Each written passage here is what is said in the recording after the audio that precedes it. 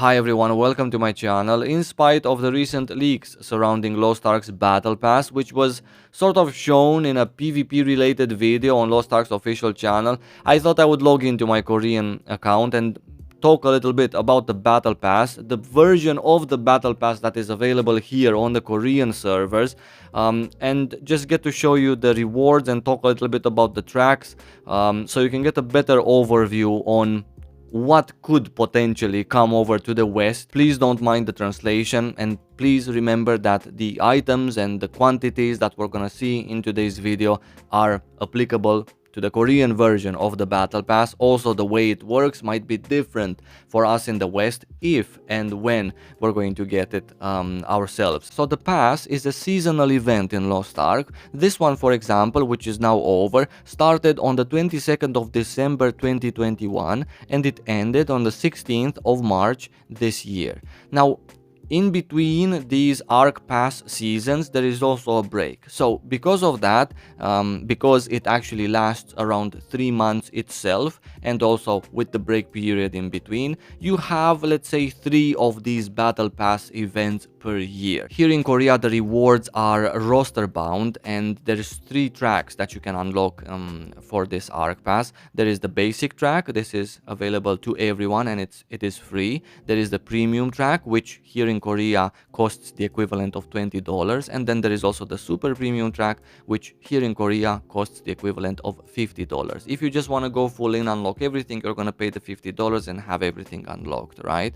Now, the basic reward track is always a selection in between the item on the left and the item on the right. The more tasks you do, part of the ARK Pass, the more XP you get and the more levels you unlock, and you can choose your rewards. The rewards that are being offered here in these boxes from the premium track, and also same exact rewards from these boxes from the free track, are really worth the money that it costs to unlock the premium track. If you would deposit that money in the game, no matter how much it costs, $10, $5, $15, $20, like in Korea, doesn't matter.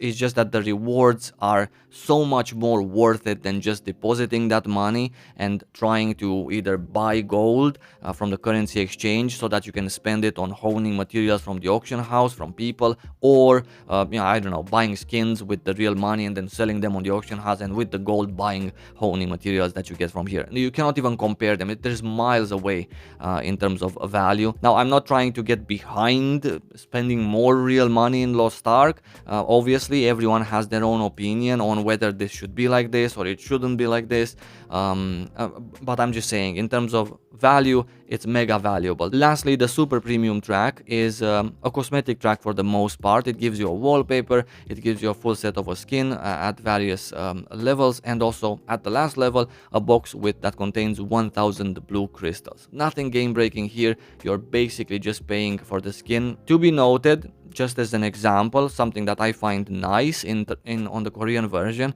is the fact that the premium reward for the last level, it actually gives you a mount. Now, currently, a mount on the Western version of Lost Ark costs somewhere around $17 or 17 euros, right?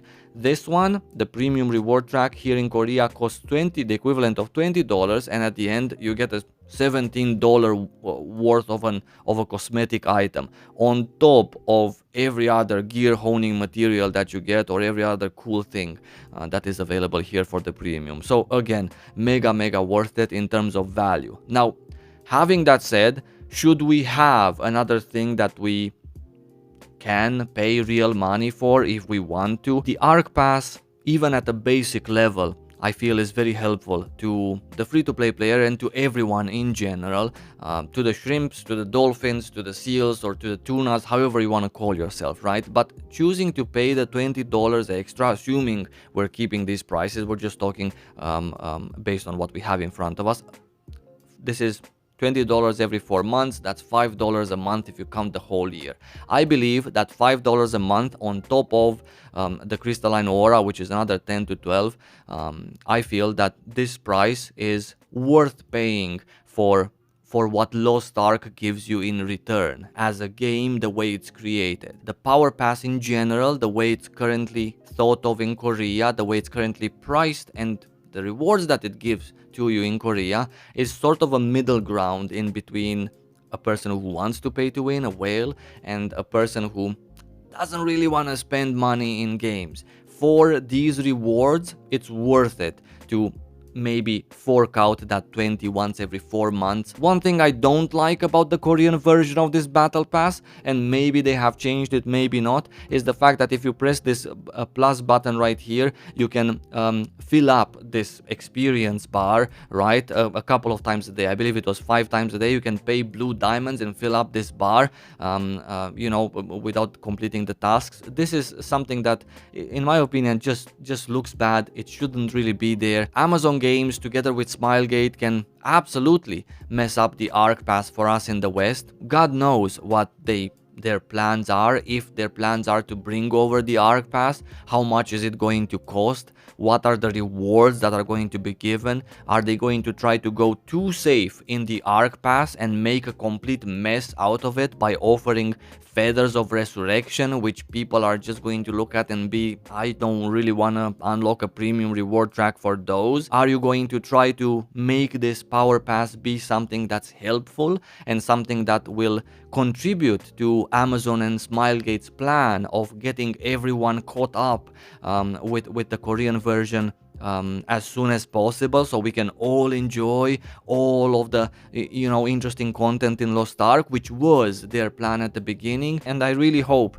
that they're gonna have people's best interest with this power pass, because quite frankly, I feel, or at least I feel for the Korean version, I've always felt it since last year June when it was first introduced, that this is actually just a helpful thing, that you can pay fewer money in order to you know, climb the ladder. Of course, a whale will also take advantage of this. A whale will also get these boxes of materials. However, because there is a ceiling in Lost Ark, even if a whale does get there and is like 100 item levels over what the current endgame patch requires, that's sort of accepted in the community, as long as the, you know, majority of active players can also get to play this. In case you're afraid of the battle pass possibly making its way over, or you were confused on how it works, I hope this video has helped you, and I would like to sort of encourage you not to be afraid of this. Let's be afraid and speak up on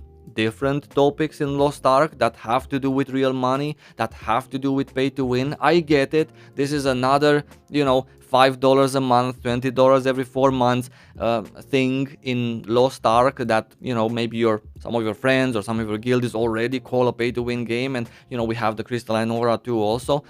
So I understand the concerns, but this is genuinely a positive thing that should stay here, and maybe some others should be actually removed, which of course we don't really have any chance of removing them, but just saying, this is a good thing in this kind of a game, and there are other things that we can fight for in that sense. I wish you lots of love. Thank you so much for watching this video, and I'm gonna see you really soon.